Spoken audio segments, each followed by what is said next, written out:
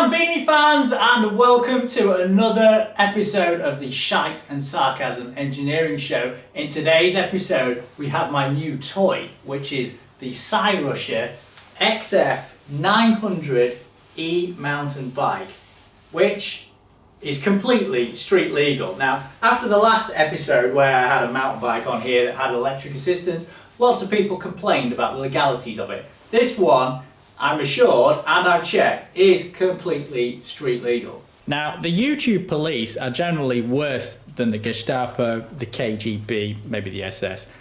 In order to ride a bike in the dark in the UK, you need a few things that a lot of people do not have. So the first thing is reflectors on the wheels, so you can just make them out there. You also need a reflector on the front of the bike, so you just see below the light. Reflector on the back wheel. There's also a reflector on the pedals. There's a reflector behind the bike, and also the lights themselves. There was recently an episode where a UK importer got busted for, I think, selling a bike that wasn't type approved or whatever. Cyrusher have really gone to town to make sure it's completely legal. So the motor is 250 watts, and that's the limit for most of the UK, EU. The speed limit on it is 15 miles an hour, so it's 24 k's per hour. If you're in the US, I think the limit is probably 25 miles an hour in some states, but here it's 15 and a half, or 15. The other thing that has to happen, and this is a bit of a dubious area, is the throttle. Now this does come with a throttle, which is in the box, and I'll show you that in a second. But the only thing with the throttle is you can't actually press it to get off. So if you're pedaling and you press the throttle, then that's perfectly acceptable. But pedaling it to go from, pressing the throttle to go from a standstill is technically making it a twist and go, which makes it a moped. They say this is a premium e-bike. I mean, it's not the cheapest e-bike going. When you buy it, in the scope of delivery, you get the battery charger, and it comes with a moulded on BS1363 plug. If you're in the EU, it'll probably be a Schuko plug. This is the throttle, so by default it comes, well, off the bike, but you can put it on if you want. The pump, which I haven't used, I've obviously got a pump. Some Allen keys. You get a full set. Half of these sizes you don't need. And a spanner, which is a 15 for the pedals, and that's about it. I have to give credit where it's due, and the manual or the instructions for this are very well written. You wouldn't think it was from a Chinese company that did it, because there's no of that Chino-English. It's very, very well written. The other thing is, on YouTube there's loads of videos from Cyrusher that you can go and view, and it gives a expected time of 40 minutes. I think that's probably very conservative. I think you can be up and running in about 20. So if we start at the front of the bike, it's got the, I think, 3.75 inch fat tyres, alloy wheels, double spokes on each side, and then some disc brakes. They're hydraulically operated, and they are of a no-name brand. I don't know what brand they are. It's got some mudguard or fender mounts if you wanted to use them. It didn't come with a front mudguard, but I think it possibly does in some markets. This fork is, you can lock it out, so when you're riding along, if you don't want to bounce along, you can lock that out. The light, obviously at the front, that comes on from the handlebars, and the mandatory front reflector.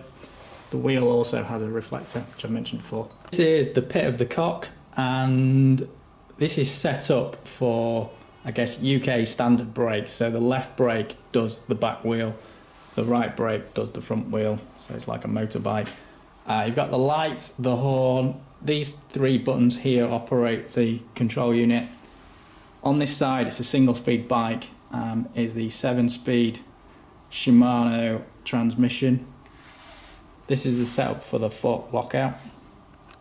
It uses a standard stem assembly, so you can adjust the height a little bit with the spacers, so you've got about 30 millimeters of adjustment there. The frame's all been TIG welded, and I had a good look through. There's only one defect I could find, which was a blowhole that had been popped over. Really, I'd say that was acceptable. On the inside of the frame, the weld looks like it's got good penetration. It's not a Bowman-esque weld. 48 volt battery is on the down tube, and you've got a lock so you can lock it off the bike. That's in unlocked. It is a bit stiff to get it off. That's the battery coming off. The rear shock, it's a brand I've never heard of, HLT shock, and the linkage assembly that goes through. When you get it, you're better off checking these to make sure they are tight. Seat post, that is adjustable with like this quick release clamp system, and then you can adjust the height and stuff like that. On the back of this, there is a tail light which you can press the button on. If I can find it. And then you can look like Knight Rider. The rear shock, it's a brand I've never heard of, HLT shock, and the linkage assembly that goes through. When you get it, you're better off checking these to make sure they are tight.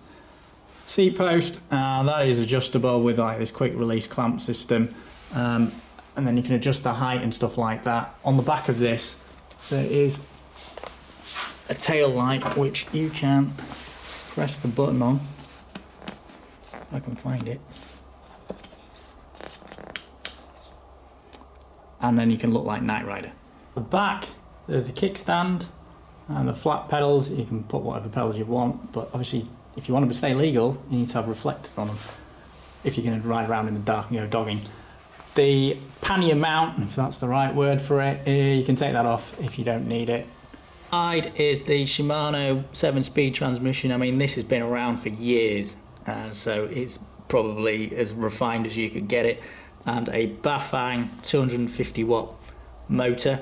Single speed on the front with a guard, so if you're using this for riding to work, then that stops quite a lot of the crap and grit coming on. So this is the only defect I could find, and I really had to look hard. So there's the pinhole there, looks like where the sticks come through.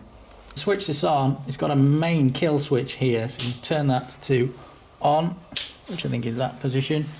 And then over here you can press the M button and then it all lights up. It's fairly run-of-the-mill. You can go through each of the settings, so you can have the power assistance of 2, 3, 4, 5. It cuts out when it gets to 25 k's per hour. You've got the light and the horn. The back light is like a brake light, and that's about it in terms of the controls.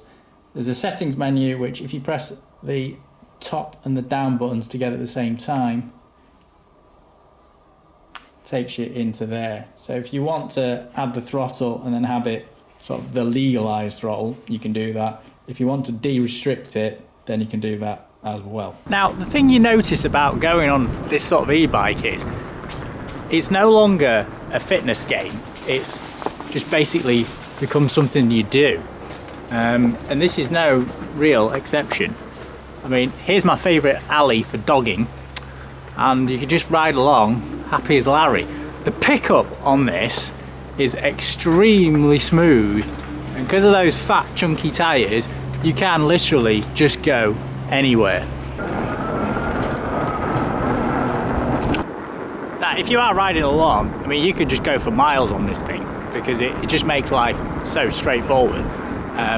There's not really much in the way of things that happen. It's just, everything's just a non-event. Only a few quick things today. Technical details of this. If you buy the bike in Europe, then the current is limited, or actually if you set the bike to European spec, the current limit on the motor is 5.2 amps, there or thereabouts, and that gives you the 250 watt limiter. Most motors on e-bikes have a rating that is way higher than the actual sticker rating, because it's a function of heat. So those windings that are inside are limited purely by heat, so they tend to be thicker than required, so it's often double what's written there. Assuming you have the things set in European mode, you've got a 25 km/h top speed, and then at that point the motor disengages, it just doesn't give you any power. I found the range was about 100 kilometers with you pedaling, and obviously with you pedaling makes that range figure fluctuate quite considerably, and it's 7 hours to recharge. If you do take the limiter off, and there's plenty of videos on the internet, well, I think mainly in the States, where they're taking the limiter off, the bike can do probably 30 miles an hour. Don't know if the Euro 1 can do it, but I've seen the Cyrusher do that. Right, that is the end of this video. If you did enjoy it, remember to smash that like button. If you didn't, go screw yourself. And if you want to complain about the legalities of it, please do feel free. I will get involved in the technical argument. And, as always, keep banging your hairdresser.